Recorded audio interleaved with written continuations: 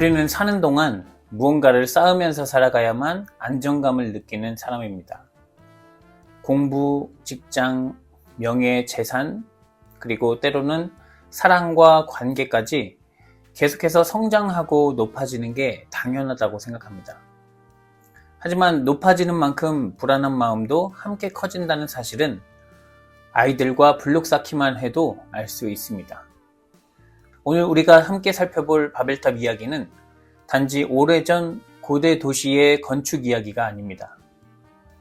이것은 우리 삶 속에 반복되고 있는 삶의 이야기입니다. 본문은 이렇게 시작합니다. 온 땅의 언어가 하나요, 말이 하나였더라. 세계의 언어가 한 가지였다면 얼마나 편리했을까요? 성경은 그런 세상이 아주 옛날에 있었는데 당시 통일된 언어는 제국의 권력 강화를 위한 강력한 무기였다는 것을 보여줍니다. 바벨 사람들은 말합니다. 자, 벽돌을 굽자. 자, 탑을 쌓자. 그렇게 우리의 이름을 내서 흩어짐을 면하자. 그들이 탑을 쌓은 이유는 흩어짐을 면하기 위해서 그리고 자기 이름을 내기 위해서였습니다. 하나님은 창세기 1장에서 사람에게 생육하고 번성하여 땅에 충만하라 하고 명령하셨지만 그들은 흩어지지 않으려 했고 자기 왕국, 자기 질서를 세우려 했던 것입니다. 오늘날 이라크 지역인 바벨론에는 실제로 에테메난기라는 지구라트가 있었습니다. 지구라트는 층층이 쌓아 올린 계단식 신전이었고 높이는 약 91m, 아파트 30층 규모였습니다. 바벨론 사람들은 이 탑을 신들이 하늘에서 내려오는 통로라 여겼습니다.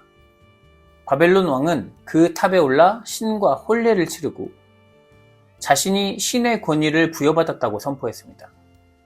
이것은 단순한 종교 행위가 아니라 정치적 정당성을 신에게서 가져오는 강력한 이데올로기였습니다.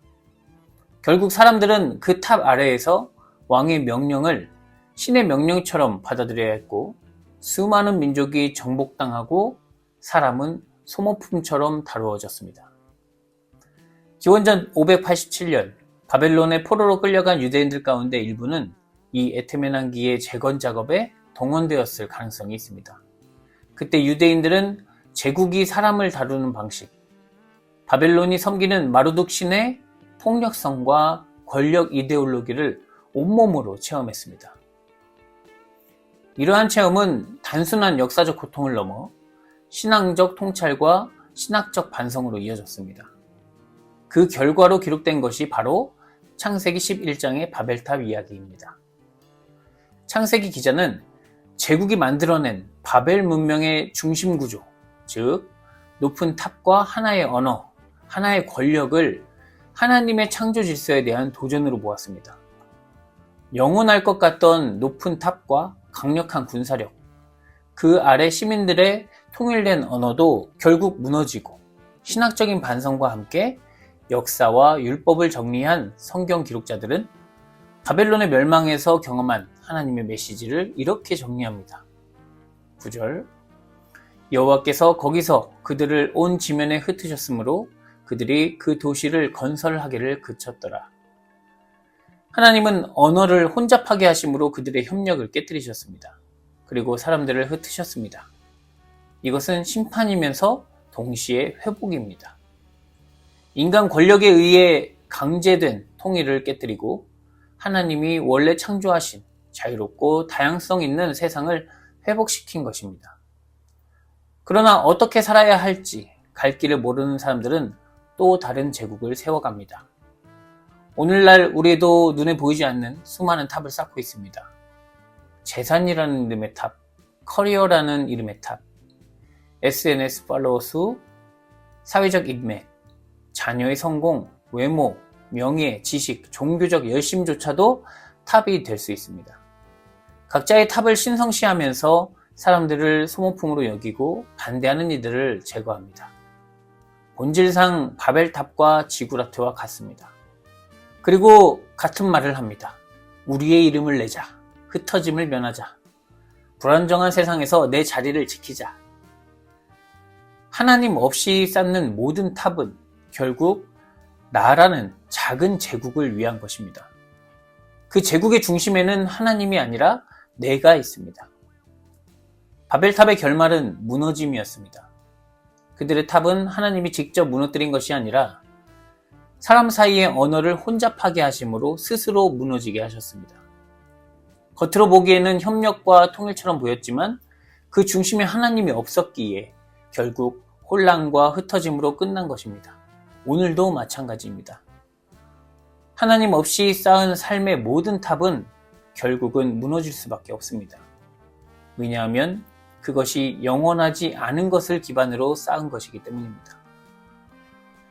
바벨탑으로 인한 제국의 교만이 하늘을 찌를 때 하나님이 내려오신 것처럼 이 땅에 어둠이 가득할 때 하나님은 자기 아들을 이 땅에 내려보내셨습니다. 그는 세상의 빛이신 예수 그리스도입니다. 예수님은 자기 탑을 높이 쌓아도 불안에 떠는 사람들에게 사람이 만일 온 천하를 얻고도 제 목숨을 잃으면 무엇이 유익하리요? 라고 말씀하시며 목숨보다 귀한 것이 없고 진정한 생명은 하나님 안에서만 얻을 수 있음을 선포하셨습니다. 흩어진 사람들은 서로를 이해하지 못하고 각자 이익을 따라 말하며 소통할 수 없었습니다. 같은 언어를 써도 서로 다른 의미로 듣습니다. 안식일을 기억하여 거룩하게 지켜라. 아무 일도 하지 말라라는 율법을 율법주의자들은 병을 고치는 일이든 추수든 어떤 일도 해서는 안 된다고 생각했습니다. 우리가 살아가는 세상에서도 자유라는 이름으로, 민족이라는 이름으로 같은 말을 하지만 모두 자기식대로의 해석으로 분열과 혐오가 넘치고 있습니다. 무엇이 옳은지 가리기도 매우 어렵습니다. 예수님의 말씀도 여러 주장 중에 하나로 보였습니다. 마음이 모두 흩어져 있기 때문입니다. 그러나 하나님은 흩어진 사람들의 마음을 다시 모으는 일을 하십니다. 그 일은 바로 사도행전 2장의 오순절 성령 강림 사건입니다. 예수님이 승천하시고 10여일 후 다락방에 모여있던 제자들에게 성령이 임합니다. 성령이 충만해진 제자들은 여러 방언으로 말하기 시작했고 예루살렘에 와있던 각국의 유대인들은 자기 나라의 언어로 말하는 제자들을 보고 놀랍니다. 제자들이 한 방언은 여러 나라의 다양한 언어였지만 그들이 전하는 메시지는 한 가지였습니다.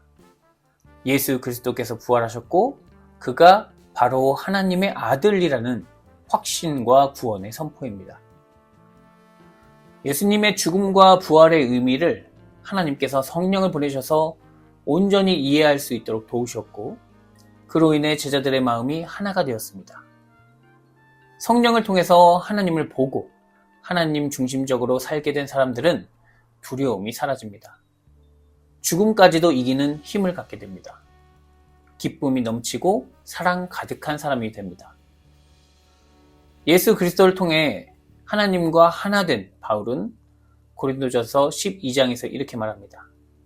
우리가 유대인이나 헬라인이나 종이나 자유인이나 다 한 성령으로 세례를 받아 한 몸이 되었고 또 다 한 성령을 마시게 하셨느니라. 이 말씀은 민족과 언어와 마음이 모두 흩어진 사람들을 성령이 하나 되게 하셨다는 복음의 선포입니다. 인간의 힘과 권력으로 하나 된 공동체는 언젠가 무너지게 되어 있지만 성령으로 인해서 하나 된 공동체는 절대로 무너지지 않는 영원한 생명을 얻습니다. 하늘에서 내려오는 말씀이 우리의 생명의 양식이 되고 하늘의 지혜가 우리 마음에 참된 평안과 만족을 주기 때문입니다. 그렇다면 먹을 것을 위해, 내 이름을 위해, 내 힘을 위해 기도하는 것이 아니라 하나님 나라를 위해 기도하는 거룩한 자녀가 될 것입니다. 사랑하는 성도 여러분, 바벨의 언어는 흩어지는 말이고 흩어지는 마음입니다.